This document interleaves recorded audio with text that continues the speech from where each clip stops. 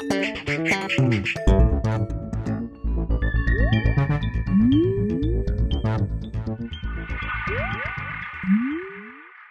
everyone and welcome to The Vortex, where lies and falsehoods are trapped and exposed. I'm Michael Voris. An Associated Press article released earlier this week on faithful Catholics demanding that the governance of the church better reflect Catholic truth has whipped up quite the reaction. Now, if you haven't seen it, we've put a link to it right over here. It's a pretty fair article by and large. A couple of things stand out, however, in the reaction to it. First, the volume and intensity of the hatred spewed forth against the truth of Catholicism is breathtaking. Some people hate the moral teachings of the church because they have a guilty conscience about their own lives, while others just have an entirely different worldview, one not of God. Bishop Fulton Sheen once said only a few hundred people actually hate the church, but millions of people hate what they mistakenly believe to be the church. If that's true, how is it that so many people have such a mistaken notion of the church?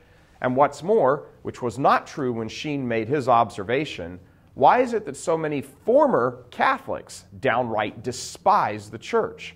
Is it the faith they hate, the teachings of it? Or is it the people who run the church? Those are two entirely different objects of vilification.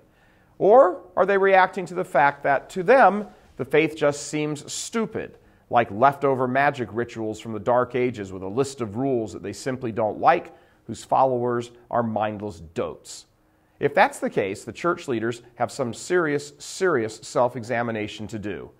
Since a good average of the thousands and thousands of comments that have been posted online could be summed up that way, it's fair to say that the hate exhibited against the church has as much to do with a failure to teach the gift of the faith properly as it does with a failure to want to accept the gift of the faith.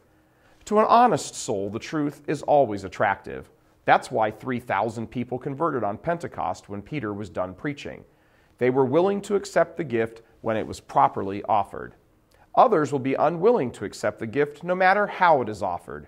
They know it and understand it enough to reject it. To these people, Jesus said, "Shake the dust from your feet." But to those who will respond favorably, those charged with presenting the truth of the faith must present it in such a way that it is acceptable, not water it down so that its beauty is no longer recognizable. Why have there been so few converts to the faith compared to those who have walked out over the past 40 years or so? Because the truth is not being presented as the truth. The truth is bold, affirming, life-changing. It cuts like a two-edged sword. It raises sinners from the dead to the glory of sanctifying grace. But no one is interested in half-truth. The faithful perceive it as weakness and insulting, and enemies perceive it as worthless, which it is. Say the truth people need to hear, come hell or high water, or whatever threats you receive, even from those who pretend to tell the whole truth themselves. God bless you. I'm Michael Voris. Please help us keep delivering these kinds of messages that so desperately need to be heard and acted on. Join RealCatholicTV.com today as a premium subscriber. Become immersed in the faith established by Jesus Christ. The Catholic Church is the only hope against evil because that is its God-given mission.